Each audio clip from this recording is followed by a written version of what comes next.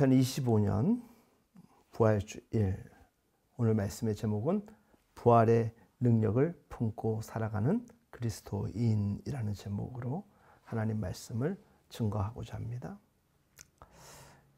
오늘 본문의 말씀은 그야말로 예수님의 부활에 관련된 말씀이었습니다. 그러나 오늘 본문을 읽으면서 여러분들이 어떤 느낌이었습니까? 분명 부활에 관련된 사건인데 환호가 터져 나오거나 기대 이상의 사람들의 반응이 발견되지 않습니다. 뭔가 의심하는, 뭔가 미심쩍은, 사람들 사이에서 혼란이 존재하고 어떤 이는 깊은 탄식과 침묵 가운데 있는 듯하고 심지어 조심스런 숨김도 느껴집니다. 이런 분위기로 시작되고 있는 누가복음 24장의 부활의 상황이었습니다. 그들은 그 누구도 아닌 제자들이었습니다. 제자들이 확인하였고 여인들이 가서 확인한 것은 있어야 할 예수님이 아니 계시고 무덤이 비어 있었다는 것입니다. 그러나 이제 이 문제는 천사들에 의하여서 이 사실이 어떻게 진행된 것인가에 대하여서 이야기가 풀려집니다. 5절 말씀에 여자들이 두려워 얼굴을 땅에 대니 두 사람이 이르되 어찌하여 살아있는 자를 죽은 자 가운데서 찾느냐. 무덤은 죽은 자가 들어가는 곳인데 예수님이 분명 미리 일찍이 예고를 하시기를 살아날 것이라고 말씀하셨다는 것을 그 사람들에게 다시금 환기시켜 주는 것이에요. 놀라지 마라. 왜? 예수님은 다시 부활하신다고 하시지 않았냐? 없음이 마땅하다는 것입니다. 그들이 의심하고 놀란 이유는 하나입니다.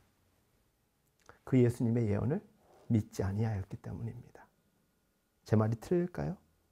이해가 되시죠? 그렇죠? 여기 계시지 않고 살아나셨느니라.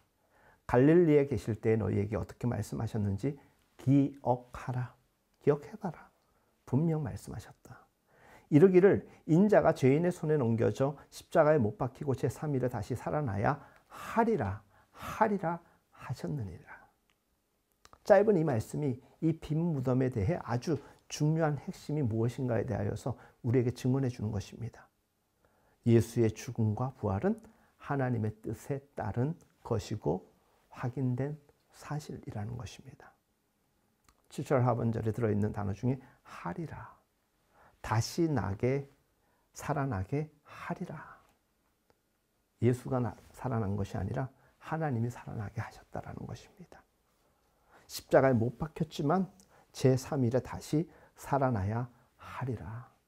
살아날 수밖에 없는 일이었습니다. 즉, 이 사건은 그냥 갑자기 생긴 게 아니라 그냥 순서대로 이루어진 하나님의 역사라는 것입니다.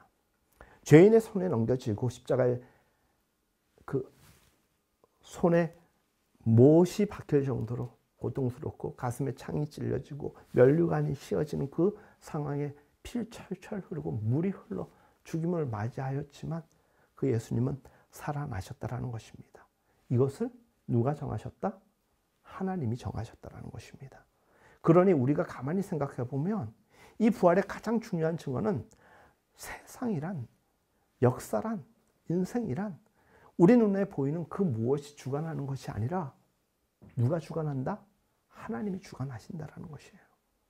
우리에게 가장 궁극의 실체와 같은 물음이 무엇입니까? 죽음 이후의 삶 아닙니까? 누구도 풀지 못하기 때문에 궁극적 질문으로 남아있는 거예요. 근데 그것마저도 하나님은 풀어주시는 거예요. 그러니 세상에 돈 많은 사람, 능력 많은 사람, 뛰어난 사람이 세상의 주권자가 아니라는 것이에요. 하나님이 세상의 주관자라는 것입니다.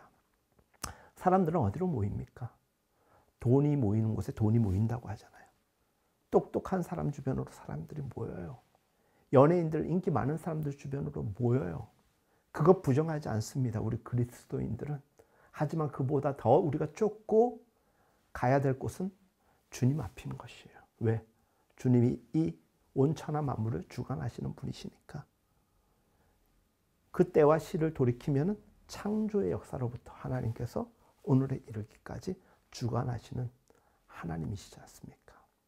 봄이 오고 여름이 오고 가을이 오고 겨울이 오듯이 한 사람이 태어나고 늙고 죽고 또 다음 세대가 태어나고 죽고, 그래서 출생과 죽음이 이 반복되는 역사 가운데서 그것이 세상이 아니고 세상에는 주인이 따로 있다는 것이에요. 그 모든 시간과 때를 주관하시는 분이 계셨기 때문에 오늘이 가능한 거예요. 그 주관자가 누구시다? 하나님이라는 것입니다. 하나님께서 예수를 이 땅에 보내시고 죽음에 내어주시고 부활할 수 있도록 하셨다면 그것이 이렇게 반복될 수 없는 어떤 목적과 결과를 향한 일직선상의 순서가 아니겠느냐는 것입니다. 그러니까 그 일직선상의 순서라면 우리는 어디로 가는 겁니까? 지난주에 우리가 철로 역정을 걸었지 않았습니까? 천국 도성을 향하여 우리가 가는 거예요. 가는 길에 넘어지고 쓰러지고 때로는 좌절하고 맥이 빠지는 그런 상황이 우리에게 닥쳐오지만 천국 도성을 향하여 가는 거예요. 소망을 품고 가는 것입니다. 불교의 윤회사상에 의하면 우리가 사는 것은 결국 하나의 일과성에 불과하다는 것입니다. 그냥 잘 살아도 그만이고 못 살아도 그만이고 그냥 한평생 묻혀버리는 인생이라는 것이에요. 무슨 역사와 한 인간의 진정과 성취라는 게 없습니다. 이래도 한 세상, 저래도 한 세상인 것이에요. 여러분들 구원을 믿습니까? 영원한 하나님의 나라, 하나님의 세상을 믿습니까? 그러면은 잘 살아야 돼요. 믿었기 때문에 잘 살아야 되는 이유는 영원한 세상에서 영혼을 주관하시는 하나님과 살아가기 때문에 그것을 믿는 우리라면 하나님 앞에 거짓되게 엉망진창으로 살아서는 아니 되는 것 당연한 것 아니겠습니까? 뭐 자연주의라고 하여서 자연주의가 그래서 허무주의로 간다라고 사람들은 이야기합니다. 죽음에서 벗어나는 자가 없습니다. 태어나면 병들고 늙고 죽는 것이 세상 만사 모든 사람들의 순리처럼 보입니다. 그러나 성경은 그와 같은 단순한 흐름에 대하여서 강력하게 반대합니다. 보이는 법칙들은 하나님의 통치 그리고 목적 아래에 있다는 것입니다. 하나님이 above all, 모든 것 위에 뛰어난 높으신 것입니다. 다 다스린다는 거예요. 모든 것 위에 뛰어나다는 것은 모든 것 위에서 보고 계신다는 거예요. 하나님께서 위에서 이렇게 조종할 수도 있는 것. 그러니 처음 된 자가 나중 될 수 있는 것이고 나중 된 자가 처음 될 수도 있는 거예요. 내 지금 포지션에서 내가 어디 위치하느냐가 중요한 것이 아니에요. 이번 특세 첫 번째 말씀이 무엇이었습니까? 내 믿음이 어느 정도인가가 중요한 게 아니에요. 그러면 신앙이 좀 높고 교회 생활을 오래 한 사람이면 다 된 것이고 이 모든 것이 끝난 것 아니잖아요. 그런 순간에 곤두박질 할 수도 있는 것 아닙니까? 교회 다닌 지 얼마 안 됐지만 지금 그 순전한 믿음으로 하나님 보시기에 합당하면 그 사람이 세상에서 하나님 나라에서 하나님이 주목하시는 그 한 사람일 수 있는 거 아닙니까? 오늘 찬양 가운데서도 예배하는 사람들 중에 그가 찾는 이가 없다라는 거예요. 예배는 드리고 있는데 하나님이 찾으시는 그 한 사람이 없다라는 거예요. 우리의 예배가 그러지 않기를 바라면서 우리의 예배가 모든 이들이 한 마음 한 뜻으로 공동체로 예배를 드리고는 있지만 각 사람이 주체적으로 하나님 앞에 나아갈 수 있는 것, 그 믿음이 있기 때문에 가능한 거예요. 우리가 예배를 할 수 있는 이유는 하나입니다. 하나님의 크심을 내가 인정했기 때문이에요. 하나님을 인정하지 않고 믿지 않으면 여기서 예배를 드릴 우리의 이유가 없는 것 아니겠습니까? 세상과 역사와 인간은 하나님의 뜻을 따라 그 시각과 끝이 분명합니다. 끝이라는 것은 결국 소멸되는 끝이 아닙니다. 목적이 있는 직선상의 모든 것이 과정이에요. 여러분들 어떤 과업이 맞춰졌습니다. 여러분들의 인생의 어떤 프로젝트가 끝났어요. 그게 세상 여러분들의 인생의 끝이 아니잖아요. 또 이어지는 거예요. 일직선상에서 우리는 끊임없이 시작과 끝을 반복하면서 그 영혼을 살아가는 사람들입니다. 기독교 신앙을 설명할 때, 증거할 때마다 이런 식으로 하고 있다는 것을 잊어서는 안 됩니다. 복이라던가 영생이라는 것이 관념으로 들어있지 않고 인격적인 뜻과 목적과 그 계획과 의지로 설명되고 있다는 것을 여러분들 꼭 기억하십시오. 어느 한 사람도 하나님의 섭리와 뜻 벗어나 있는 존재 없습니다. 믿든 믿지 않든 다 하나님의 뜻 안에 있습니다.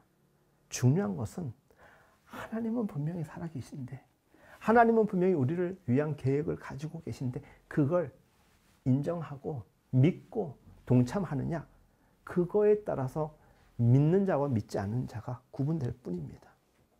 그래서 하나님은 모든 사람들을 지켜보고 있는 거예요. 그 지켜보고 계신 그 하나님 앞에서 여러분들은 어떻게 살아가고 계십니까? 에베소서 1장 제가 많이 이렇게 반복적으로 인용하는 말씀이에요.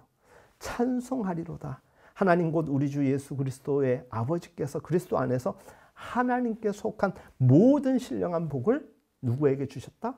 우리에게 주셨다라는 거예요. 그 복 가운데 가장 큰 복이 무엇입니까? 뭐 아파트, 차, 통장에 있는 재산, 그것과는 비교할 수 없는 하나님이 아버지가 되어주시고 우리에게 영생의 은혜를 주셨다라는 것. 이게 진실, 이게 진리, 으뜸되는 복 아니고 무엇이겠습니까?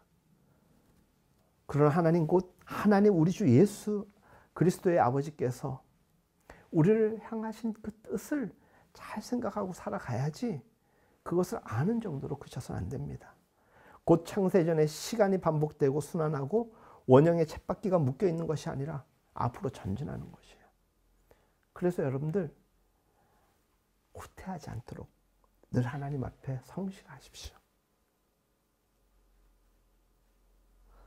더디더라도 급한 마음에 여러분들 어떻게 견인하고 싶은 마음도 없어요. 저는 제게 그런 능력이 없기 때문에 저 또한 더딜지라도 하루에 한 걸음씩 조금씩 하나님께 나아가는 거예요. 여러분들도 나아가는 거예요. 때로는 여러분들이 저보다 앞서 나갈 수도 있고 제가 여러분들보다 앞서 나갈 수 있는 거예요. 서로 얘기해 주는 거예요. 서로 격려해 주는 거고 때로는 손을 내밀어서 끌어당겨 주는 것이고 때로는 밀어주는 것이고 내가 힘들고 지치면 손 잡고 가주는 거예요. 부끄럽게 생각하지 마십시오. 어렵고 힘든 일 있으면 성도들끼리 얘기하는 거예요. 내 기도 제목이 이게 있는데 좀 기도해 주세요. 아유 지지지 못난 놈. 그거 하나 해결 못해서. 성도가 그런 생각을 하면서 누군가의 기도 제목을 듣는다면 그 사람은 이미 성도가 아닌 거예요. 성도는 자기 마음의 아픔으로 받아들이는 거예요. 그리고 기도를 해주는 거예요. 그런 걸 잊지 마십시오. 우리가 지금 존재하는 것도 하나님이 우리를 위하여 행하신 일과 능력이 함께 하기 때문에 그나마 이렇게 존재하는 것이기 때문에. 그리고 우리에게 너희도 그리하라고 우리에게 말씀하시는 거예요.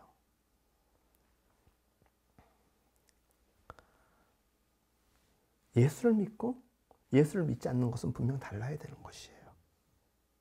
부활의 기쁨을 알고 이날을 맞이한 사람과 길거리에서 그냥 부활절 계란 받는 사람들하고는 그 느낌이 다른 거예요.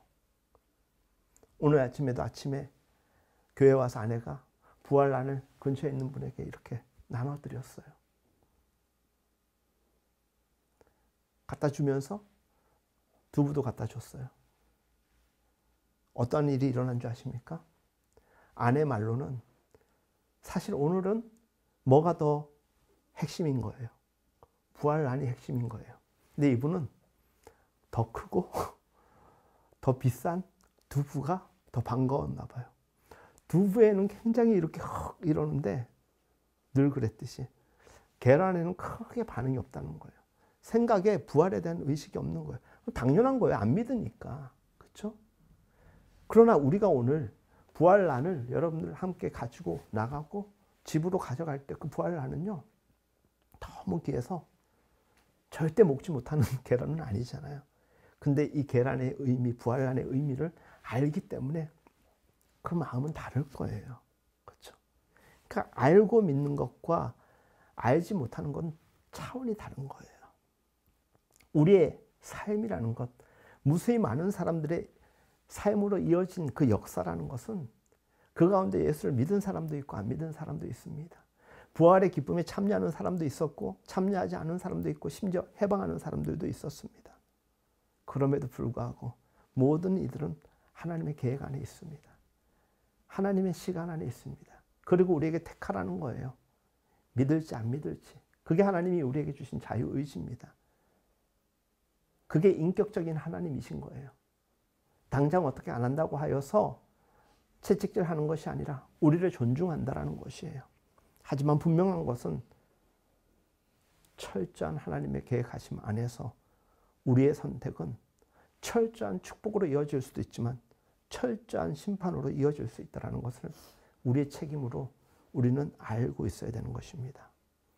하나님의 계획 앞에서 펼쳐지는 모든 시간은 하나의 장이 되는 것이고 하나의 기회가 되는 것이고 하나의 삶의 현장이 되는 것입니다. 기독교 신자의 인생은 그 어떤 사람들과는 다른 비전을 가지고 있어야 됩니다. 우리의 비전은 무엇인 줄 아십니까? 그저 욕심과 소원을 채우는 그런 정도가 되어서는 안 됩니다. 교회에서 5만 가지 이야기 다 해도 좋습니다. 세상에서 일어나는 일들 얘기해도 좋습니다. 주식 투자와 관련된 이야기 해도 좋습니다. 하지만 그런 이야기만 있고 신앙의 고백이나 서로 중보해야 될 기도의 내용 없이 그런 얘기만 한다면 그것은 반대입니다. 왜? 그리고 그런 얘기를 하더라도 결론은 그래요 집사님 제가 그 일을 위하여 더 기도해 드릴게요. 뭐 이런 식으로 결론에 이어진다면 또한 가능할 수가 있겠죠. 근데 교회 오면 엉뚱한 얘기를 하면서 거기에서 서로 또 시기가 생기고 질투가 생기고 반대하고자 하는 마음이 생기고 이러면서 오늘날 교회가 얼마나 오합지졸되었는지 모릅니다. 우리 기독교 신자에게 있어서 비전은 그런 것이 아닙니다. 그걸 부정하는 게 아니라 그 상위 개념이라는 거예요. 우리의 눈에 보이는 것이 전부가 아니라는 것을 더 큰 안목을 가지고 살아가는 것, 그게 비전이에요. 그게 하나님의 뜻을, 하나님의 생각을 가지고 살아가는 사람들, 그리스도인이라는 것이에요. 부활의 능력을 품고 살아가는 그리스도인이 무엇인 줄 아십니까? 부활보다 큰 역사적 사건 없습니다.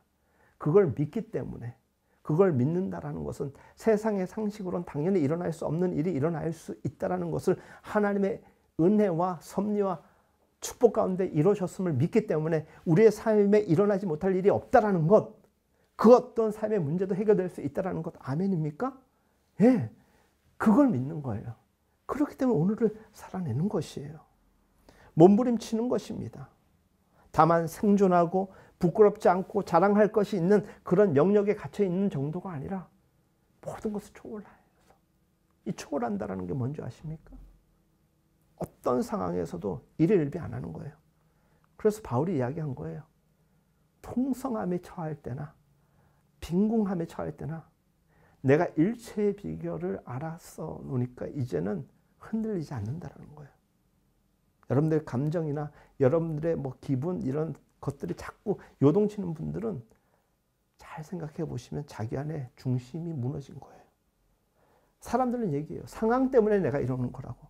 맞아요. 상황 때문에 그런 거 맞지만 더 심각한 것은 자기 안에 자기 힘이 없는 거예요. 주님이 우리에게 주시는 능력을 의지하지 않고 있다라는 이야기가 될 수도 있는 것입니다. 그럼에도 불구하고 우리가 하나님의 거대한 역사 속에 살아가고 있다는 것을 믿는다면 우리는 언제 어디서나 우리의 구체적인 이 실존의 문제를 두고 두려워할 일이 없다라는 것입니다. 그런데 이것이 복입니다.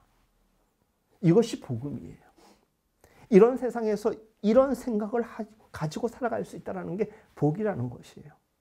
세상 사람들은 보여지는 현상 가운데서 의지할 것도 없고 격려도 못 받아요. 만나는 그 어떤 사람을 만나도 요즘 다 어렵다라는 이야기밖에 하지 않습니다. 내놓는 전망치고는 우리에게는 더 자극적이고 비관처럼 느껴질 수도 있어요. 그럼에도 불구하고 이 부활의 기쁨, 부활의 능력은 우리에게 세상이 줄 수 없는 일들에 대한 일체의 비결을 다 포함시켜서 우리에게 던져주고 있는 것이에요. 그래서 이 부활의 이 사건을 믿고 그 부활의 능력을 하나님 안에서 탑재한 사람은 이 세상에서 두려워할 일이 없는 것입니다. 우스갯소리로 다음 생에 하는 분들 있죠. 믿으면서도. 윤회로 가면은 실존이 없어집니다. 다음 생애가 어디 있어요? 있을 수도 있겠지만 적어도 그리스도인에게는 직선상에 있는 계속 영구적인 하나님 나라, 그 영광된 구원의 삶밖에 없는 것이에요. 단지 무로 갈 수밖에 없는 것에 대하여서 어떤 에너지를 쏟을 필요가 없습니다. 해악을 끼치지 않기 위해서 없어지기를 바라면서 그저 고민하고 번뇌하면서 이 땅을 살아가는 수많은 사람들보다 우리가 더 지혜로울 수 있는 것은 이 놀라운 신비를 알기 때문에 모든 삶이 의미가 있는 거예요. 여러분들 이 세상에서 적당히 살아가는 사람들 얼마나 많은지 몰라요. 아무런 의식 없이 살아가는 사람들이 얼마나 많은지 몰라요. 우리 청소년들 오늘 함께 온가족 예배를 우리가 드리지만은 제가 여러분들을 위하여 기도하는 가장 큰 기도 제목 가운데 비전이에요. 당장 없기 때문에 창피한 건 아니에요. 하지만 필요의식은 꼭 가지십시오. 내가 장차 어떤 삶을 살 것인가에 대하여서 내가 좋아하는 것이 진짜 무엇인가를 생각해 보십시오. 그리고 거기에 이것을 꼭 전제하십시오. 하나님이 내게 원하시는 것은 또 무엇일까? 그게 딱 맞아떨어지면 더 놀라운 비전이 되는 것이에요. 현실에 암담하기만 하고 살아갈 그 의미를 잃어버린 사람에게 비전이 없는 거예요. 근데 여러분들에게는, 우리 모두에게는 그 어떤 비전보다 큰 비전이 무엇입니까? 하나님 나라에 대한 비전, 소망 아닙니까? 그리고 직선상에 있는 오늘이라는 이 시점, 내일이라는 이 시점을 또 잘 살아내기 위해서 열심히 살아갈 수밖에 없는 거예요. 우리가 좌절할 수 없는 이유, 포기할 수 없는 이유가 분명하지 않습니까? 어떻게 우리 하나님께서, 구주께서 우리에게 어떻게 주신 이 하루의 생명입니까? 요즘엔 사실 그런 기도 잘 안 했는데 제가 한창 이 복음의 열정으로 충만할 때 아침에 일어나면 얼마나 감사한지요. 첫 구절이 이랬습니다. 지난 밤 중에도 생명을 잃어버린 안타까운 이들이 있는데 저에게 하루의 시작을 열게 하신 하나님께 감사드립니다. 제가 그런 기도를 했습니다. 우리 삶이 얼마나 존귀한지 모릅니다. 세상은 서로 저주하고 비방하고 절망으로 내놓는 이야기를 하지만 기독교는 아주 단호합니다. 어떤 경우에도 분명히 우리에게 제안을 합니다. 너의 인생은 존귀하다고. 예수께서 십자가를 지시면서까지 대신 살려주신 너희의 인생, 그보다 더 귀한 그 표현이 어디 있습니까? 그러니 여러분들 감사하십시오. 부활의 기쁨, 부활의 능력 가운데 늘 살아갈 수 있도록 이 의미와 이 능력을 더하여 달라고 하나님께 기도하십시오. 이것을 믿는 사람만이 이 죽음의 삶의 현장에서 부활하는 삶으로 살아갈 수 있는 거예요. 여러분들, 우리의 육신이 죽어서 다시 살아나는 그것만이 부활이 아니에요. 이 절망의 땅에서 부정적인 생각에서 깨어나는 것, 용기를 가지고 의지 있게 살아가는 것, 이것도 부활이에요. 그래서 나는 매일 죽고 매일 다시 살아나는 거예요. 세상이 나를 죽이려고 하고 내 자아를 내가 죽이려고 하는 그 순간순간 하나님이 우리를 빌드업 시켜주는 거예요. 그래서 하나님 안에서 새로운 생명으로 살아가는 것입니다. 이번 주 특세에도 그런 말씀 드렸잖아요. 그냥 생명이 아니라 우리에게 새 생명을 주신 그리스도의 은혜로 우리가 오늘 살아간다면 얼마나 놀랍겠습니까? 마태복음 6장 33절, 그런즉 너희는 먼저 그 나라와 그 의를 구하라. 그리하면 이 모든 것을 너희에게 더하시리라. 그러므로 내일 일을 위하여 염려하지 말라. 내일 일은 내일이 염려할 것이요 한날의 괴로움은 그날로 족하리라. 여러분들 그거 아시나요? 내일은 오늘을 결정합니다. 오늘이 내일을 결정한다라는 말씀, 세상적인 표현이라면 제가 조금 전에 드린 내일이 오늘을 결정한다라는 이 말은, 아니 오늘 살기도 힘들어 죽겠는데 무슨 내일을 이야기할 수 있겠습니까? 이렇게 생각하십시오. 내일을 하나님이 우리에게 보장해 주셨어요. 보장되었다, 확보되었다라는 것은 오늘이 포함된 거예요. 그러니 오늘을 이겨내십시오. 이겨내실 수 있습니다. 주님 손잡고 그리 사시면 하나님이 우리의 삶을 그렇게 인도하여 주신다는 것이에요. 이것을 믿는 우리들의 마음의 근거는 무엇입니까? 하나님이 모든 우리의 인생을 주관하고 계신다. 휘어잡고 계신다. 그러니 우리가 포기하고 좌절하고 쓰러져도 하나님 안에서 무너진 것밖에 안 돼요. 하나님 안에서 무너졌기 때문에 회생, 회복의 그 기회와 그 가능성은 당연한 것 아니겠습니까? 그러니 우리는 너희는 먼저 그의 나라와 그 의를 구하라는 거예요. 어차피 주 안에 있는 생명 아닙니까? 단순히 다만 기도하고 다만 전도하고 다만 어떤 종교적인 임무나 형태만을 띠려고 하는 것이 아니라 여러분의 삶의 현장에서 내가 할 수 있는 최선을 다하십시오. 그것 자체가 하나님의 영광이 되는 거예요. 학교에서 열심히 공부하는 것, 그것도 하나님의 영광이 되는 것이고 하나님 나라의 의가 될 수가 있는 거예요. 여러분들의 가정에서, 직장에서, 예배당에서만 신자의 모습이 아니라 언제 어디서나 신자의 모습. 믿음은 오늘이 무엇인가를 우리에게 그 의미를 알려주는 것이에요. 그 내일이 하나님의 손에 있음을 알기 때문에 오늘 또한 당당하게 살아갈 수 있는 것이죠. 그것이 복이라는 것입니다. 근데 많은 사람들이 교회를 다니면서도 믿음이 있다면서도 그저 세상적 가치와 보상을 기도에 담아서 토하는 이들이 얼마나 많은지 몰라요. 정말 정작 가장 큰 복을 누리지 못하면서도 그 복을 누리지 못하고 깨닫지 못했기 때문에 계속 교회 안에서도 기도 안에서도 엉뚱한 걸 자꾸 토해내는 거예요. 이 모든 것을 더하리라. 하나님의 의를 추구하면 하나님이 나머지는 내가 알아서 챙긴다라는 것, 여러분들 누차 말씀드렸기 때문에 잘 아시지 않습니까? 그런데 교회 안에서 아우성치고 갈급함이라고 하지만 그냥 먹고 사는 문제, 그거 기도하지 말라는 게 아니잖아요. 단순히 종교가 거기에 덧칠되어 있어요. 단순히 어떤 신앙의 한 패턴에 대해서 비난하고자 드리는 말이 아니에요. 제 이야기 잘 들어보면 제가 단순한 비평을 하자고 이런 이야기, 비난하자고 이야기하는 것도 아니지 않습니까? 예수를 믿는 일에 있어가지고 그저 단순한 우리의 노력과 의지에 대한 보상 정도 생각하지 않으셔도 하나님이 다 알아서 챙기십니다. 그 정도 삶의 수준에 머물면 믿음이 없는 거나 뭐 다를 게 뭐가 있겠습니까?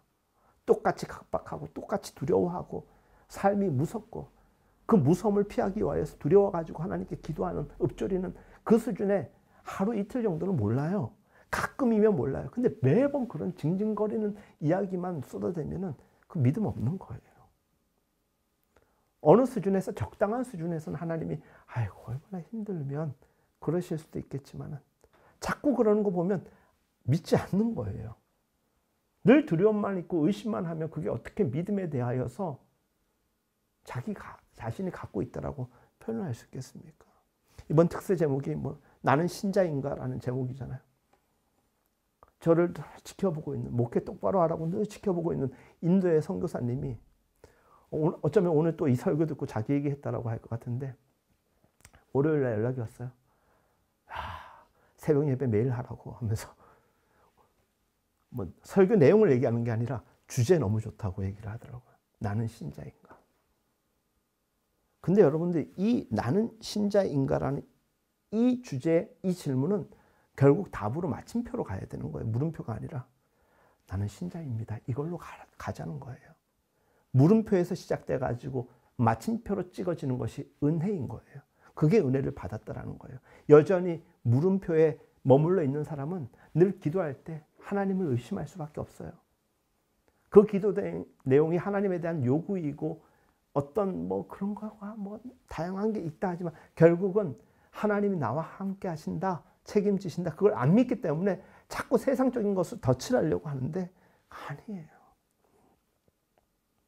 내가 손을 놓으면 그만인 내가 있을 뿐이고 이 현실이 존재할 뿐입니다. 어떤 존재들이 육적 그리스도인들, 세상 속 사람들은 그렇다라는 거예요. 근데 우리는 달라야 되는 것입니다. 부활은 우리에게 이걸 깨게 만들어 주셨어요. 그 어떤 것보다도 일어날 수 없는 일이 일어난 거예요. 그러니 세상에 불가능은 없어요. 주 안에서 불가능은 없어요. 창세전에 우리를 향한 하나님의 뜻, 섭리의 계획하심은 아주 일관성 있게 오늘까지도 유효합니다. 변함이 없으십니다. 출애굽 사건, 가나안 정복 겪고 또 시간이 질러서 예수님의 오심 사건이 있었고 부활 사건이 있었고 2000년의 교회 역사 가운데서 늘 하나님은 한결같았습니다. 오늘 우리는 그 한결같으신 주님 앞에서 그 수천 년의 역사는 둘째치고더라도 10년, 20년, 30년, 40년, 50년 산 여러분의 인생 가운데서 그리스도를 영접하고 난 이후에도 얼마나 들락날락했습니까?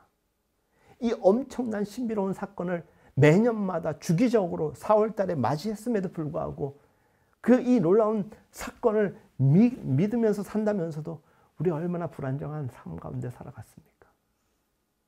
이 믿음 가지고 좀 담대하십시다. 웃는 게 아닙니다. 비장한 말씀을 지금 드리는 것입니다.